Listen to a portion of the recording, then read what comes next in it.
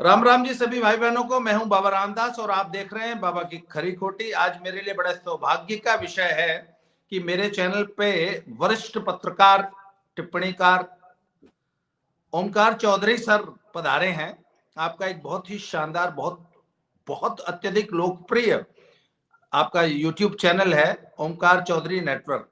Sir, इसके अलावा आपका एक और भी है ना? आपके 2 या जी 3 हाँ, जी टोटल हाँ। दो यूट्यूब दो चैनल्स हैं। चैनल हैं, एक ओशियन नेटवर्क और एक ओमकार चौधरी शो। जी, जी जी। तो आज गुरुजी स्वागत है आपका चैनल पे। बहुत स्वागत आपका भी, अभिनंदन आपका, आपके सभी दर्शकों का। गुरुजी, जब दिल्ली का चुनाव अभियान शुरू हुआ तो कांग्रेस बहुत जोर शोर से मैदान में उतरी थी और एक बार तो लगा कि बिल्कुल इस बार तो कुछ करके दिखाएगी कांग्रेस। पर फिर ऐसे खबरें आई कि केजरीवाल ने सभी इंडिया अलायंस के घटक दलों के नेताओं को फोन किया कि अरे भैया, कांग्रेस को मना करो, अगर इस तरह वो हमारे वोट काटेंगे, चुनाव लड़ेंगे तो मोदी जीत जाएगा। और अब फिर पता नहीं क्या हुआ, ऐसी खबरें हैं दिल्ली से कि कांग्रेस हाईकमांड शिथिल हो गया है। गुरुजी, आपके पास क्या है? आप जरा इस पे टिप्पणी कीजिए। आप बताइए एक्चुअली रिपोर्ट क्या है। देखिए, 2020 के विधानसभा चुनाव में भी एग्जैक्टली यही हुआ था जो आप कह रहे हैं। सभी प्रत्याशियों के नॉमिनेशन दाखिल किए गए थे। भाई बहन ने एक रोड शो भी किया था छोटा सा। उसके बाद दोनों पलट करके वापस नहीं आए थे। 2020 में भी यही सब इनके दिमाग में था कि अगर हम ताकत से लड़े और मुस्लिम वोट बट गए और दूसरे वोट भी बट गए तो अरविंद केजरीवाल चुनाव हार जाएंगे, हम तो नहीं जीत पाएंगे पर भारतीय जनता पार्टी चुनाव जीत जाएगी, वो दिल्ली की सत्ता में आ जाएगी। और उसका नतीजा आप भी जानते हैं। आप तो राजनीति के मर्मज्ञ हैं और सारी घटनाक्रम पर नज़र रखते हैं। 2020 में अरविंद केजरीवाल की पार्टी का तो वोट शेयर चला गया 54% से भी ऊपर और कांग्रेस का 4.3 रह गया। और खाता ना उसका 2015 में खुला था ना 2020 में खुला। इस बार कांग्रेस को बुद्धि आ गई है। कांग्रेस की समझ में ये बात आ गई है कि चाहे दिल्ली हो, जहां शीला दीक्षित के 15 साल के शासन का अंत अरविंद केजरीवाल की पार्टी ने किया था, चाहे पंजाब हो, जहां अमरिंदर सिंह और चरणजीत चन्नी के नेतृत्व वाली कांग्रेस पार्टियों का सोपड़ा साफ हो गया और आम आदमी पार्टी की वहां सरकार बन गई। गुजरात हो, जहां जितनी आम आदमी पार्टी आगे बढ़ी है उतनी ही कांग्रेस घटी है। हरियाणा हो, दूसरी जगह हो, जहां जहां आम आदमी पार्टी आगे बढ़ रही है वो कांग्रेस की कीमत पर आगे बढ़ रही है। तो दिल्ली में और दिल्ली के साथ साथ पूरे देश में, मैं तो 3-4 दिन से आंकड़ों में ही लगा हुआ था। मैं अलग अलग राज्यों में देख रहा था कि कांग्रेस खड़ी कहाँ है। ये जो नफरत के बाजार में मोहब्बत की दुकान सजाए बैठे हैं राहुल गांधी, तो मैं ये देख रहा था इनकी दुकान में कुछ सौदा बचा भी है कि नहीं बचा है। तो मैं तो सारे राज्यों में घूम आया, मैंने देख लिया कि बहुत सारे राज्यों से तो कांग्रेस का बोरिया बिस्तर गोल हो चुका है, खत्म हो चुकी है वो, ऑलमोस्ट कुछ बचा नहीं है। जिस राज्य में आपके पास 40% प्लस वोट शेयर था, दिल्ली में, उसमें अगर आप 13-14 साल के भीतर 4.3% वोट शेयर पर आ जाते हैं और आपका करीब करीब 35.5% वोट खिसक जाता है आम आदमी पार्टी की तरफ, तो जो गलती इन्होंने 2020 में की थी वो ये 2024 में नहीं दोहराना चाहते हैं। इसलिए जो आपने कहा कि शुरू में अजय माकन भी बहुत एग्रेसिव दिखाई दे रहे थे, संदीप दीक्षित भी, जब अलका लांबा की उम्मीदवारी घोषित हुई कालकाजी सीट से आतिशी मारलेना के खिलाफ, वो भी वोकल दिखाई दी और बीच में थोड़ा चुप हो गए। और अब फिर से जब हम बात कर रहे हैं तो सीलमपुर में आज राहुल गांधी की एक सभा है। सीलमपुर में ही क्यों चुना है वो अपने आप में बहस का विषय है, लेकिन एक सभा है और राहुल गांधी ये संदेश और संकेत देना चाहते हैं कि हम इस बार घर बैठने वाले नहीं हैं। कांग्रेस की समझ में ये भी आ रहा है कि ममता बनर्जी, अखिलेश यादव और उद्धव ठाकरे, इन तीन ने तो सीधे सीधे कांग्रेस की पीठ में छुरा भोंकते हुए अरविंद केजरीवाल को समर्थन का ऐलान दिल्ली में कर दिया है। और जो बाकी के क्षेत्रीय दल हैं, जो एक्चुअल में कांग्रेस की ही कॉस्ट पर कांग्रेस को ही खत्म करके आगे बढ़े हैं, तो वो भी नहीं चाहते हैं कि राहुल गांधी की जो एरोगेंस पार्लियामेंट के भीतर, पार्लियामेंट के बाहर, देश के भीतर और देश के बाहर देखने को उनको मिली है, कांग्रेस इससे आगे बढ़े। यानी जो 99 सीटें आ गई, कांग्रेस को तो फायदा हो गया इंडी अलायंस के बनने का, लेकिन अखिलेश यादव को छोड़ करके बाकी किसी और को फायदा नहीं हुआ है इंडी अलायंस के गठन का। तो अब एक तो इंडी अलायंस जो है, मुझे लगता है कि अपने अंतिम दौर से गुजर रहा है। और जो मेरी सूचना है, ममता बनर्जी के नेतृत्व में एक तीसरे मोर्चे का गठन होगा। उसमें अखिलेश यादव, उद्धव ठाकरे, शरद पवार, ये सब रहेंगे।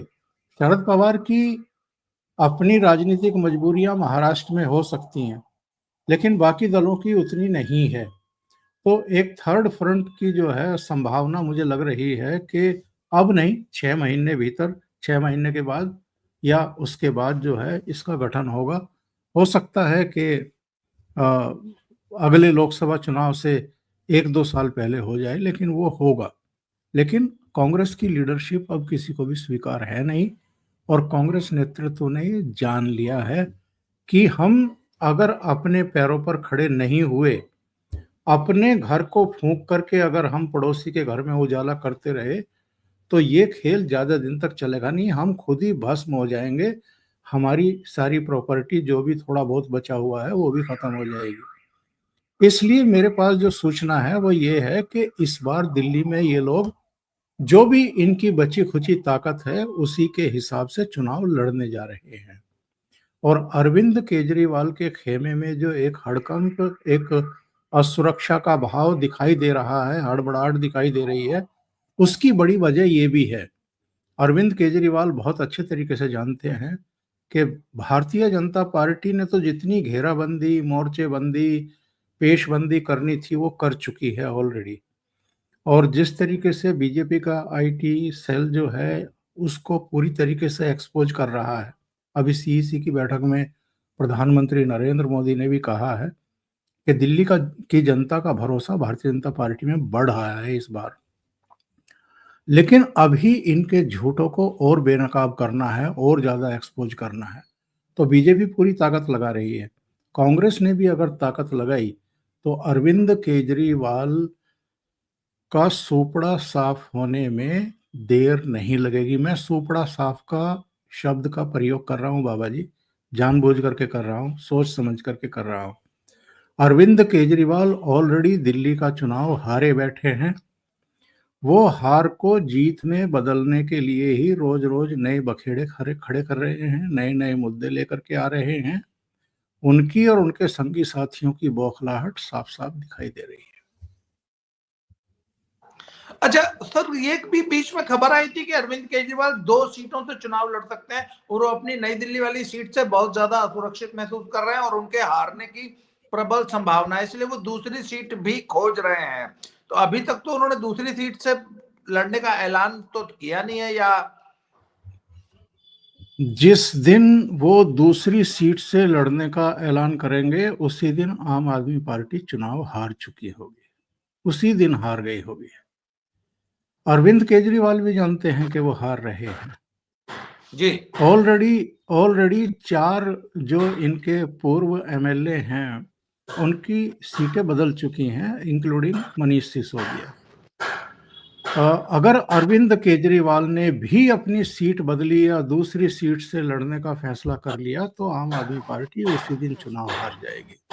नैरेटिव में ही चुनाव जीते या हारे जाते हैं, अगर ये मैसेज चला गया कि साहब अरविंद केजरीवाल डरे हुए हैं नई दिल्ली सीट से, हार के डर से, तो फिर तो सारी पार्टी ही हार जाएगी। इसलिए अरविंद केजरीवाल बहुत बुरी तरीके से फंस गए हैं। वो जो फैसला लिया है नई दिल्ली सीट से लड़ने का, उनको इस बात का अंदाजा नहीं था कि भारतीय जनता पार्टी साहब सिंह वर्मा के बेटे को ले आएगी और कांग्रेस पार्टी शीला दीक्षित के बेटे को ले आएगी। दो दो पूर्व मुख्यमंत्रियों के बेटे उनको चुनौती दे रहे हैं। संदीप दीक्षित अपना 2013 का बदला लेना चाहते हैं, क्योंकि उनकी मां के बारे में इन्होंने बहुत गलत दुष्प्रचार किए थे, उनके ऊपर भ्रष्टाचार के आरोप लगाए थे। उनके घर में 12-12 एसी काम कर रहे हैं, उनके तो टॉयलेट में भी एसी लगा हुआ है। इसलिए आपने देखा होगा कि संदीप दीक्षित की जो पहली प्रेस कॉन्फ्रेंस थी, उसमें उन्होंने इनके शीश महल के एसीज का जिक्र किया था और इन पर बहुत बड़े अटैक किए थे। ये भी कहा था कि ये भ्रष्टाचारी बताते थे।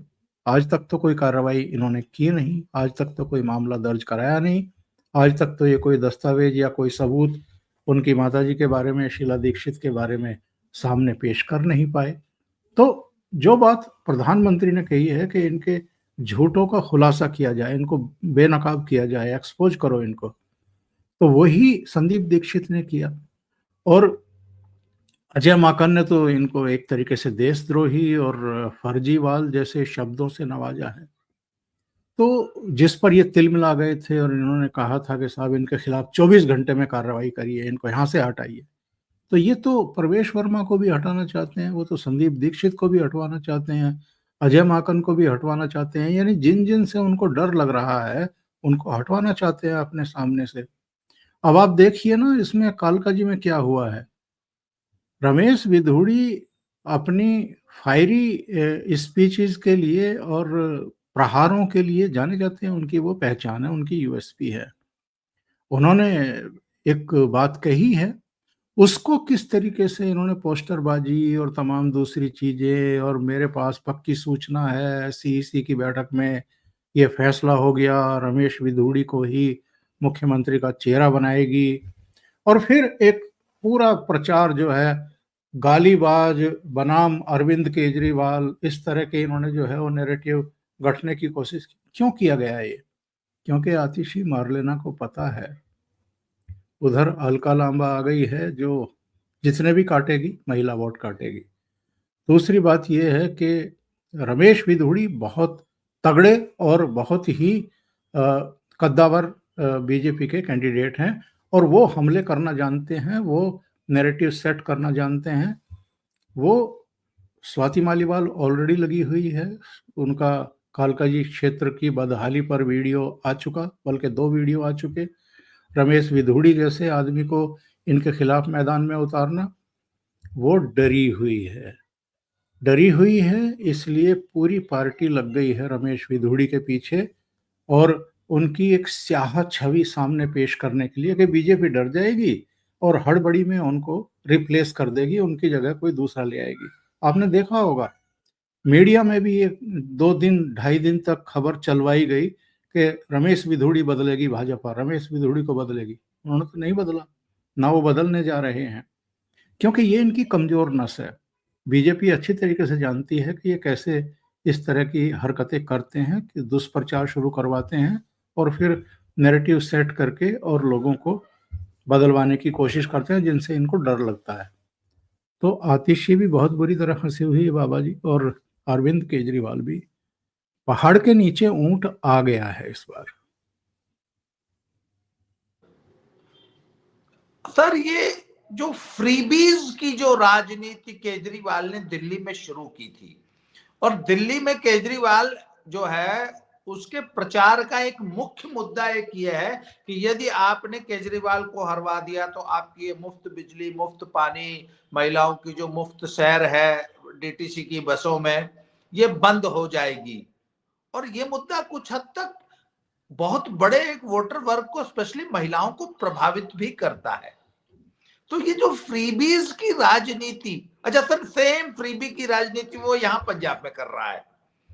उसका तो एकमात्र चुनावी प्लान है कि भैया मुफ्त की रेवड़ी बांटो और वोट ले लो।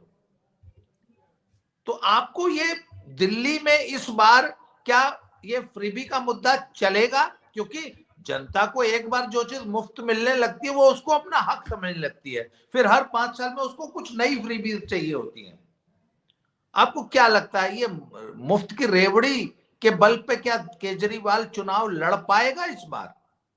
एक तो प्रधानमंत्री का जो दूसरा कार्यक्रम था दिल्ली में, उन्होंने ये कहा था कि जन कल्याण की जो भी योजनाएं चल रही हैं उनको हम जारी रखेंगे। बस इतना अंतर होगा कि उसमें जो दलाल बीच में फंसे हुए हैं, जो भ्रष्टाचार किया जा रहा है, उसको खत्म कर देंगे। और जैसे जैसे ये चुनाव प्रचार आगे बढ़ेगा 20 तारीख के बाद, जब नॉमिनेशन वगैरह सब वापस हो जाएंगे, स्क्रूटनी हो जाएगी, उसके बाद आप देखेंगे कि भारतीय जनता पार्टी इसको और स्पष्ट कर देगी। ये अगर 200 यूनिट तक बिजली फ्री दे रहे हैं तो हो सकता है बीजेपी 300 यूनिट बिजली फ्री कर दे। हो सकता है कि कुछ और ऐलान हो जाए, लेकिन वो धीरे धीरे आएगी। और जब भारतीय जनता पार्टी का घोषणा पत्र होगा, संकल्प पत्र पेश होगा, उसमें चीजें और स्पष्ट हो जाएंगी। जहां तक साफ फ्री बीज का सवाल है, इसका कोई अंत तो है नहीं। आपने अभी पंजाब का जिक्र किया है कि फरवरी 2022 में जब वहां पर आम आदमी पार्टी की सरकार बनी थी, तो उससे पहले अरविंद केजरीवाल के ही अब तो सारे वीडियो आ गए हैं, विजुअल्स आ गए हैं, जिसमें ये कह रहे थे कि हम 1,000 रुपया पंजाब की हर महिला को देंगे। और वहां से वो वीडियो भी आ गए हैं जिसमें पंजाब की महिलाएं कह रही हैं कि हमें फूटी कौड़ी नहीं मिली आज तक। तो 3 साल होने को जा रहे हैं, आज तक तो पंजाब की महिलाओं को कुछ नहीं मिला है। हम एक बात ना भूलें बाबा जी कि जो दिल्ली में पंजाबी समुदाय है, यानी सिख परिवार हैं या नॉन सिख भी हैं, उनकी बहुत बड़ी संख्या में पंजाब में रिश्तेदारियां हैं। और वो पंजाब से फीडबैक लेते रहते हैं। उनकी डे बाय डे जो है बातचीत आपस में होती रहती है, रिश्तेदारों में बातचीत होती ही रहती है। तो वहाँ इन्होंने क्या जो है कर रखा है, इसकी जानकारी दिल्ली के भी इस समुदाय को मिल रही है जिनकी पंजाब में रिश्तेदारियां हैं। तो ऐसा तो है नहीं कि वो अनभिज्ञ हैं। और इस बार एक्चुअल में जितना एक्सपोज ये आदमी हुआ है, भ्रष्टाचार के जो केसेस लगे हुए हैं, एक आध नहीं साहब, 7-8 केसों की तो इस समय अलग अलग एजेंसियां जांच पड़ताल कर रही हैं, जिनमें आपके ये शराब घोटाला तो है ही, बस खरीद घोटाला है, बस में पैनिक बटन घोटाला है, और बसों को जो वर्कशॉप में जाना था उनकी मरम्मत वाला जो टेंडर, उसका उसका घोटाला है, एडवर्टाइजमेंट का घोटाला है, जलकल विभाग का करीब 78,000 करोड़ का घोटाला है।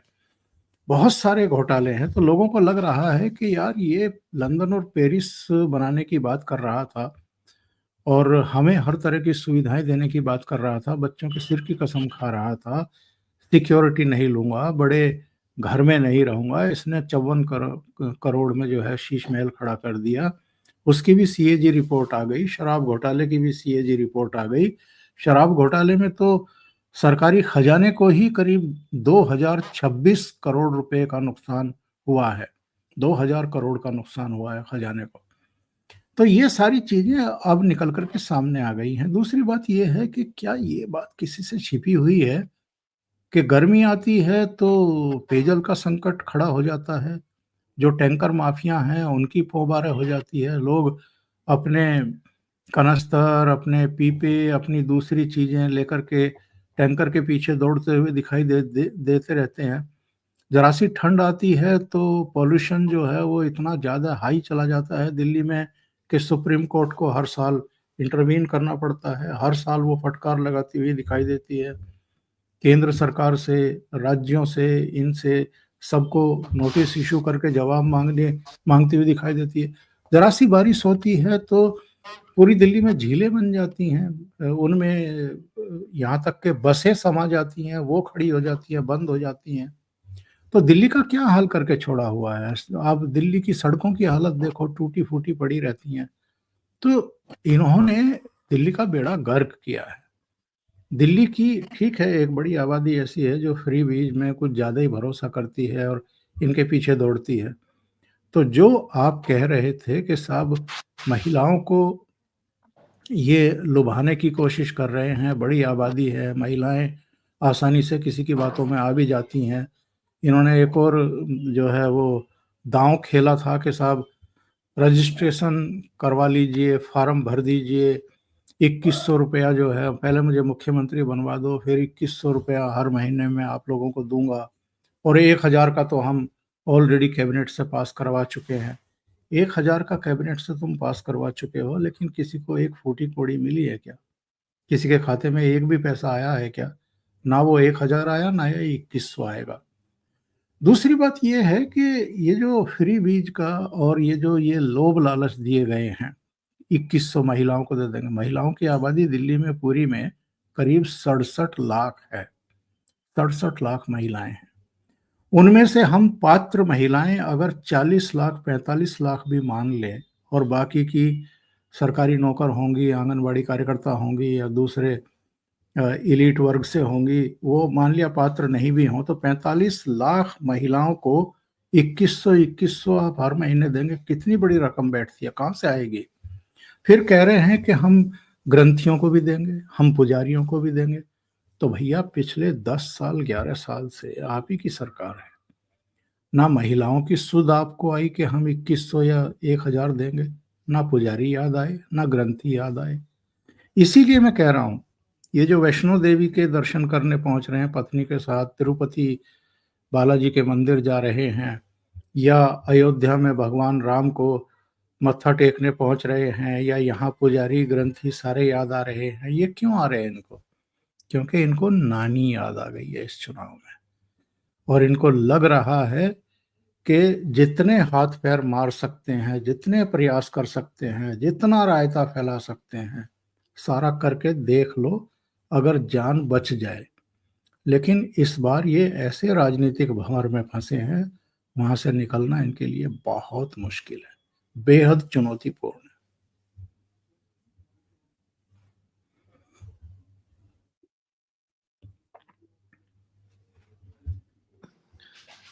तो इसका मतलब सर ये जो दिल्ली में जो हवा उड़ी हुई है कि केजरीवाल के चेहरे पे हवाइयां उड़ रही हैं और केजरीवाल बहुत असुरक्षित महसूस कर रहे हैं।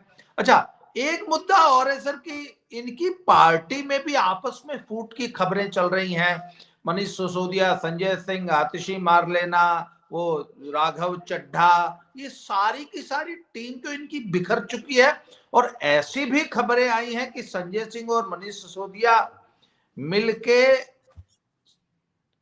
अरविंद केजरीवाल के साथ स्पेशली नई दिल्ली सीट पे भितरघात भी कर सकते हैं, जिससे कि केजरीवाल को ही चुनाव हरवा दिया जाए। इसमें कहां तक सच्चाई है सर कि ये इनकी टीम पूरी तरह बिखर चुकी है, दिल्ली वाली आम आदमी पार्टी की? बाबा जी, 8 फरवरी के बाद आप देखिएगा, बहुत सारे इनके आम आदमी पार्टी के नेताओं और कार्यकर्ताओं के हाथों में जूता होगा। अरविंद केजरीवाल अपना सिर बचाने के लिए भाग रहे होंगे। अरविंद केजरीवाल को डर इसी बात का है कि साहब पार्टी खत्म ना हो जाए, क्योंकि पार्टी रहेगी तो ये सरवाइव कर पाएंगे। अगर पार्टी ही गई, चली गई, टूट गई, बगावत हो गई, तो फिर जो 5 साल बाद चुनाव होने वाला होगा 2030 में, उसमें लड़ेंगे कैसे, खड़े कैसे होंगे? और वैसे भी इतने ज्यादा पाप कर चुके हैं, इतने धतकर्म कर चुके हैं कि इनको जेल तो जाना ही है। ट्रायल शुरू हो चुके हैं राउज एवेन्यू कोर्ट में शराब घोटाले के। एक एक करके बाकी के जितने भी घोटाले हैं, गड़बड़ियां हैं, जिनकी जांच अलग अलग एजेंसियां कर रही हैं, वो भी अपने केस को जो है कोर्ट के सामने रखेगी।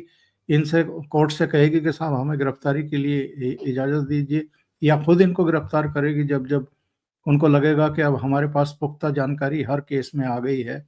तो इनकी तो आगे की जिंदगी जेल में गुजरनी है, ये इनको पता है, बहुत अच्छे तरीके से पता है।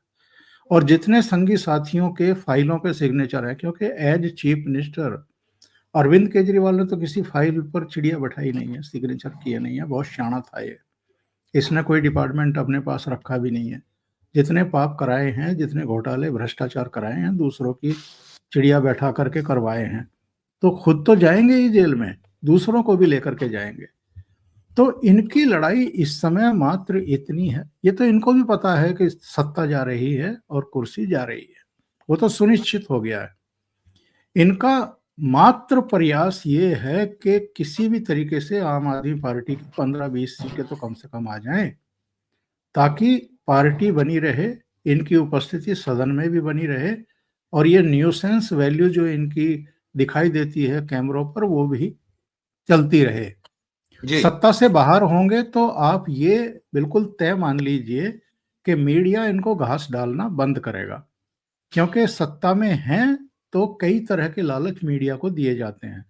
पंजाब सरकार के विज्ञापन चलते रहते हैं, इनके अपने भी बहुत सारे डोनर्स हैं जो इनकी पार्टी में फंडिंग कर रहे होंगे, वो भी मीडिया को जाता रहता है।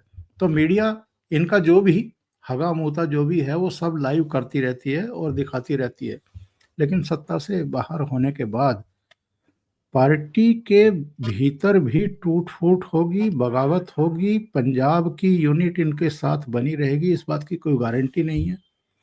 भगवंत मान का जितना मिसयूज ये कर सकते थे, हालांकि भगवंत मान की अपनी भी जो राजनीतिक हैसियत है या पकड़ है, वो उसको लेकर के मैं डाउटफुल हूँ। लेकिन अगर दिल्ली की सत्ता इनके हाथ से जाने वाली है, तो उसके बाद आम आदमी पार्टी का सरवाइव करना, उसको आगे रन करना इनके लिए बहुत बड़ी चुनौती होगी। तो आम आदमी पार्टी के लिए सरवाइव करना एक बड़ी चुनौती बन चुकी है। गुरुजी, आज की चर्चा को हम यही समाप्त करेंगे। आपने समय दिया, फिर इसके लिए बहुत बहुत धन्यवाद, आभार। आपसे दोबारा किसी अन्य विषय पर चर्चा होगी। आज इतना ही। प्रणाम। जय श्री राम। जय जय श्री राम। जय श्री राम।